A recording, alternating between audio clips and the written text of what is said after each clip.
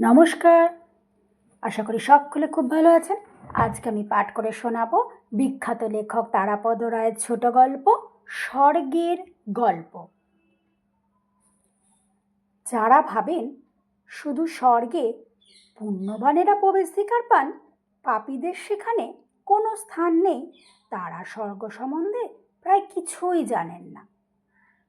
প্রত্যেক পাপীকে নরকে যাওয়ার আগে কম বেশি কিছুদিন স্বর্গে থাকতে হয়। তা না হলে তারা কি করে বুঝবে স্বর্গে কি আরাম আর নরকে কি কষ্ট? বলা বাহুল্য, পাপীদের পক্ষে এই স্বর্গ দর্শন প্রায় কন্ডাক্টেড ট্যুরের মতন। চট করে স্বর্গটা দেখিয়ে তাদের নরকে পাঠিয়ে দেওয়া হয় শুধু তার তারতম্যটা বোঝানোর জন্যে, পাপের পরিণতি হৃদয়ঙ্গম করানোর জন্যে। স্বর্গ বিষয় মানুষের অন্যান্য যা ধারণা সে অবশ্য খুব অলীক নয়। বহু শতাব্দীর পুরনো ধারণা এটা, সেই যে যুগে স্বর্গ এবং মর্ত্যের মধ্যে একটু একটু যাতায়াত ছিল, সেই সময়কার ধারণা, তাই খুব ভুল নয়। একথা সত্যি যে স্বর্গের সীমানায় মলয় পবন ছাড়া আর কোনো বাতাস বয় না। নন্দনকাননের পারিজাত ফুল কোনো দিন মলিন হয় না, ঝড়েও পড়ে না। স্বর্গের অপ্সরীরা কখনো ক্লান্ত হয় না, তাদের বয়স বাড়ে না, তাদের চঞ্চল চরণে নূপুরধ্বনি কখনো থেমে যায় না বা স্তিমিত হয় না। স্বর্গীয় দ্রাক্ষরসে যে আসব প্রস্তুত হয় তার মাদকতা স্কচ হুইস্কির চেয়ে বহুগুণ বেশি। তার ফেনিল মধুরতার তুলনায় মরপৃথিবীর শ্যাম্পেনের স্বাদ নিতান্ত জোলো ও পানসে। এসব তবু ঠিক আছে, অনেকেই এইসব বিষয় অল্প বিস্তর কিছু জানেন। কিন্তু স্বর্গের একটা ব্যাপার আছে যে সম্পর্কে পৃথিবীর লোকেরা কেউ বিশেষ কিছু জানে না। চিন্ময়বাবুও জানতেন না। চিন্ময়বাবু মানে বালিগঞ্জের চিন্ময় রায়। ব্যাপারটা হলো স্বর্গের যানবাহন সংক্রান্ত। পৃথিবীর মতন স্বর্গে ট্রাম, বাস, ট্যাক্সি, রেল, পাতাল রেল, স্টিমার, ফেরি নৌকা, উড়োজাহাজ ইত্যাদি জনসাধারণের এখতিয়ারভুক্ত কোনো যান চলাচলের ব্যবস্থা নেই, প্রয়োজনও নেই। তবে জগৎ সংসারের পোড় খাওয়া মার খাওয়া মানুষরাই যাই বলুন, ভগবান মোটেও অবিবেচক নয়। তিনি স্বর্গে প্রত্যেকেরই জন্য ব্যক্তিগত যানবাহনের ব্যবস্থা করে রেখেছেন। স্বর্গে পৌঁছানো মাত্র প্রত্যেককেই যানবাহন বরাদ্দ করা হয়। আমাদের চিন্ময়বাবু মোটামুটি সচ্চরিত্র লোক। স্বর্গে আসা তার অবাধারিত ছিল, কিন্তু মৃত্যুর পরে তিনি স্বর্গের দরজায় পৌঁছে স্বর্গের দ্বাররক্ষীদের যে সমস্ত প্রশ্নের সম্মুখীন হলেন সেগুলি খুব রুচিসম্মত বা সম্মানজনক নয়। ব্যাপারটা হলো অনেকটা ইন্টারভিউর মতন। সুসজ্জিত দ্বাররক্ষীবৃন্দ আসলে তারাও বড় বড় দেবতা। মণিমুক্তা খচিত ঝলমলে পোশাক ও তাদের কোমরে সোনার খাপে রূপোর তরোয়াল, পায়ে জরির নাগরা, তাদের দেখলে মনে হয় সমবোধ জাগে। স্বয়ং ভগবানও এদের সঙ্গে রয়েছেন। বলতে গেলেই তিনি ইন্টারভিউ বোর্ডের চেয়ারম্যান। তার সাজ পোশাক প্রায় একই রকম, তবে অনেক বেশি উজ্জ্বল, অনেক বেশি মহার্ঘ। অন্য কোনো বিষয়ে প্রশ্ন তুলে আলোচনায় না গিয়ে চিন্ময় রায়ের নাম ধাম ইত্যাদি প্রথমে চেক করা হল। কলকাতার বালিগঞ্জের লোক। চিন্ময় রায় একটা বেসরকারি অফিসে বেশ ভালো চাকরি করতেন, তবে খাওয়া দাওয়া পান ভোজনে সতর্ক ছিলেন না। কাল ছিল শনিবার।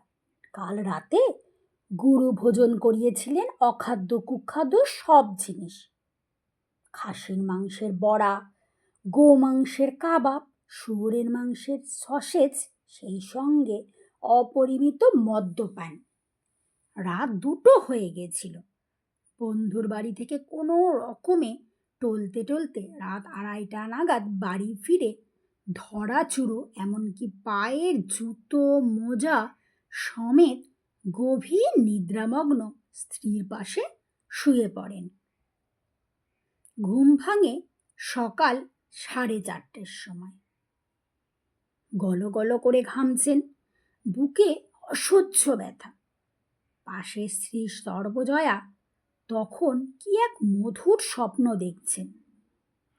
তার ঠোঁটে মৃদু হাসি। চিন্ময় সর্বজয়াকে ধাক্কা দিয়ে বললেন, ওগো, বুকে বড় ব্যথা। সুখস্বপ্ন ভেঙে যাওয়ায় এবং অন্যান্য বহুবিধ কারণে বিরক্ত সর্বজয়া চিন্ময়ের হাত সজোরে সরিয়ে দিয়ে ধমকে উঠলেন, চুপ মাতাল। সর্বজয়া ধমকের প্রয়োজন ছিল না। ঠিক 15 মিনিট পরে 4:45 নাগাদ চিন্ময়বাবু চিরতরে সম্পূর্ণ চুপ করে গেলেন, ইহলোক পরিত্যাগ করলেন। এখন সকাল 10টায় স্বর্গের অফিস ঘর খোলার পর পরলোক তার ইন্টারভিউ হচ্ছে। আর বালিগঞ্জের বাড়িতে ভিড়ে ভিড়, আত্মীয় স্বজন বন্ধু বান্ধবদের মধ্যে।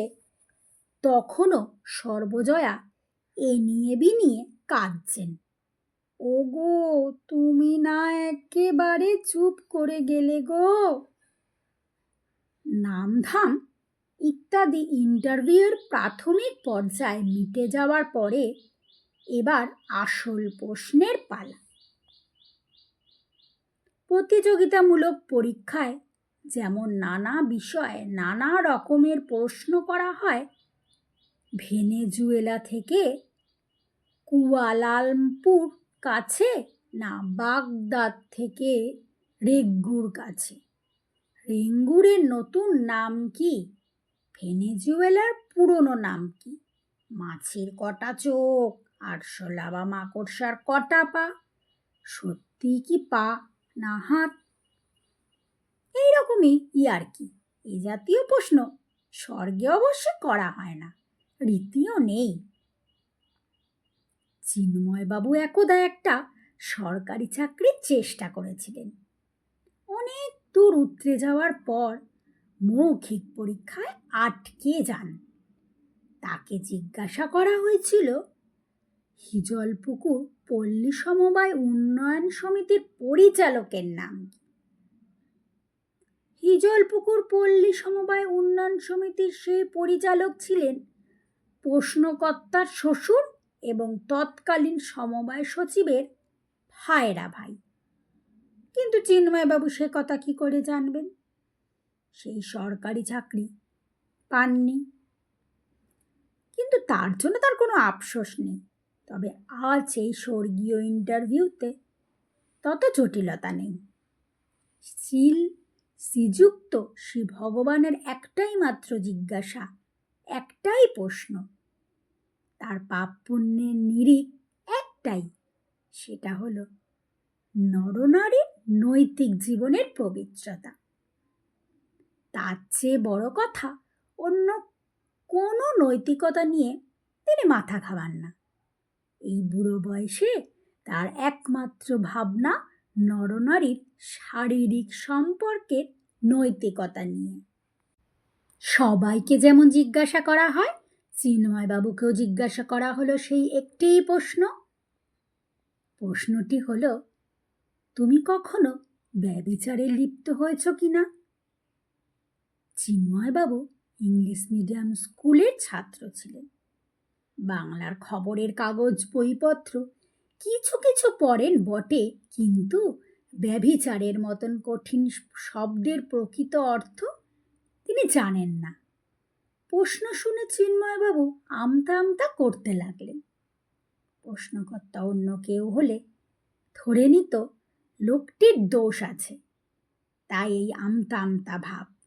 কিন্তু এখানে প্রশ্নকর্তা স্বয়ং ভগবান।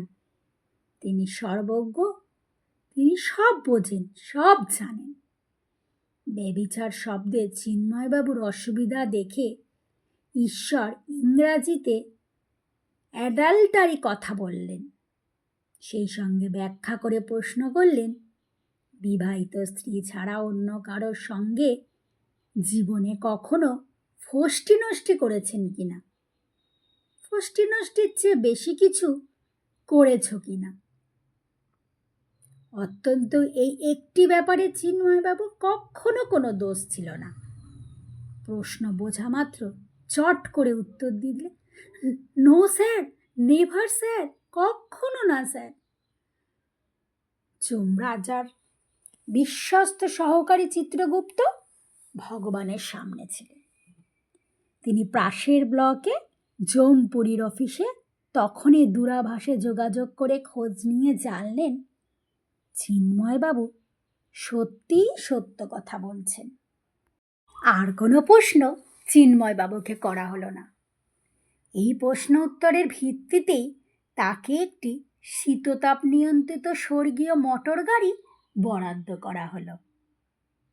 গতকাল রাতে কিংবা আজ সকালে আরও যারা মারা গিয়েছেন তাদের প্রশ্ন উত্তর চিন্ময়বাবুর সঙ্গেই চলছিল। তবে সব ক্ষেত্রে প্রশ্ন উত্তর মোটেই জরুরি নয়। 2-4 জনের রেকর্ড এত খারাপ, তাদের ক্ষেত্রে রেকর্ড বা জবানবন্দির কোনো প্রয়োজনই নেই। এই তো সামনেই দাঁড়িয়ে রয়েছেন শ্রীযুক্ত রামভজন চৌরাশিয়া, কোরপতি স্বনামধন্য লম্পট। চিন্ময়বাবু রামভজনকে আলগা আলগা চিনতেন। রামভজনবাবুর দুর্বলতা ছিল অন্তি সাবালিকা স্বভাবত অথবা জন্মযোগ্য ঠিকানা অভিনেত্রীদের প্রতি। একবার চিন্ময়বাবু দেখেছিলেন পুরীর সমুদ্র সৈকতে 2 সদ্যক্ষিতা উপনায়িকাকে 2 বগলে নিয়ে চির গোলমেলে নুলিয়াদের হাত এড়িয়ে রামবাবু মাত্র 3টে রবারের টিউব নিয়ে তরঙ্গ সংকুল সাগরে হাসতে হাসতে ঝাঁপিয়ে পড়লেন। কুক্ষল হোটেলের বারান্দায়, খারাপ পার্টিতে এবং এই জাতীয় নানান জায়গায় সময় অসময় খারাপ ভালো নানা রকম মহিলার সঙ্গে রাম চৌরসিয়াকে দেখেছেন চিন্ময় রায়। চৌরসিয়ার কাগজপত্র দেখে চিত্রগুপ্তের সঙ্গে অল্প বিস্তর আলোচনা করে ভগবান রামভজন চৌরসিয়াকে বরাদ্দ করলেন একটি রিক্সা। ভগবানের নির্দেশ শুনে রামভজন একেবারে আকাশ থেকে পড়লেন। করজোরে বললেন, হুজুর, পৃথিবীতে কোনোদিনও আমি এয়ার কন্ডিশন গাড়ি ছাড়া চড়িনি, আর আমাকে এখানে রিক্সায় চড়তে হবে? ভগবান বললেন, না না, তোমাকে রিক্সায় চড়তে হবে না। শুনে রামভজন যেন একটু আশ্বস্ত হলেন। এয়ার কন্ডিশন না হোক, স্বর্গে এয়ার কন্ডিশনের দরকারও নেই, অত্যন্ত একটা গাড়ি পেলেই হলো। একটু হাঁপ ছেড়ে বাঁচলেন তিনি, কিন্তু ওই পর্যন্তই। ভগবানের অঙ্গুলি নির্দেশে চিত্রগুপ্ত রামভজনকে জানালেন, তোমাকে রিক্সা চড়তে হবে এই কথা তো বলা হয়নি, তোমাকে তো রিক্সা চড়ার জন্য দেওয়া হচ্ছে না, তুমি রিক্সা টানবে, তোমার যা রেকর্ড তাতে এটাই তোমার প্রাপ্য। অনেক হাতে পায়ে ধরা, কাদাকাটি, অনেক কিছু করেও রামভজন ভগবানের মন গলাতে পারলেন না। স্বর্গে হুকুম জারি হয়ে গেলে তার আর কোনো নড়চড়ন হয় না। বিচার সভার শেষ প্রান্তে দাঁড়িয়ে অবাক হয়ে স্বর্গের কাণ্ড কারখানা প্রত্যক্ষ করছিলেন চিন্ময়বাবু। তার আর কিছু করার নেই, তিনি তো নিজে পুণ্যবান ভালো এয়ার কন্ডিশন গাড়ি পেয়েছেন। এখন শুধু মজা দেখছেন, যেমন যেমন লোক আসছে তাদের কথাবার্তা শুনে কাগজপত্র রেকর্ড দেখে এক একজনকে এক এক রকম যান বরাদ্দ করা হলো। একটি সুন্দরী মেয়ে এলো, খুব চঞ্চলা প্রগলভা ছিল পৃথিবীতে, তবে বোধ হয় দুশ্চরিত্রা ছিল না। তাকে চাকা লাগানো দ্রুতগতি স্কেটিং বোর্ড দেয়া হলো। এক বিশ্ববিদ্যালয় উপাচার্য এলেন। দেখা গেল দেশে তিনি যথেষ্ট সংযত থাকলেও যতবারই বিদেশে গিয়েছেন মেম সাহেবের সঙ্গে যথেষ্ট বদমাইশি করেছেন। তাকে একটা পুরনো মোটর সাইকেল দেওয়া হলো। পুলিশের একজন প্রাক্তন বড় কর্তা এমনিতে ভালো ছিলেন, তবে মধ্য যৌবনে একবার যখন তার স্ত্রী অসুস্থ হয়ে মাস 6 হাসপাতালে ছিলেন, তখন পাশের বাড়ির বিধবা বৌদির সঙ্গে একটু লটঘট বাঁধিয়ে ফেলেছিলেন। ভদ্রলোককে একটা ফিটন গাড়ি কোচম্যান করা হলো। ভদ্রলোক প্রাক্তন পুলিশ কর্তা, তিনি জানতে চাইলেন আমাকে কি খালি ঘোড়ার গাড়ি চালাতে হবে? চিত্রগুপ্ত খাতা দেখে বললেন, তা কেন? তোমার সেই পাশের বাড়ির বিধবা বৌদি তিনি ওই গাড়ি চড়েন। আগের কোচম্যান নরকে মেয়াদ খাটতে গেছে, এখন তুমি চালাবে ওর ঘোড়ার গাড়ি। এইভাবে ছোট বড় সাধারণ বিলাসবহুল মোটর গাড়ি, স্কুটার, মোটর সাইকেল, ঘোড়ার গাড়ি, ঘোড়া সাইকেল, রিক্সা, টানা রিক্সা, পায়ের নিচে স্কেটিং চাকা, এক একজনকে এক এক রকম বরাদ্দ করা হলো।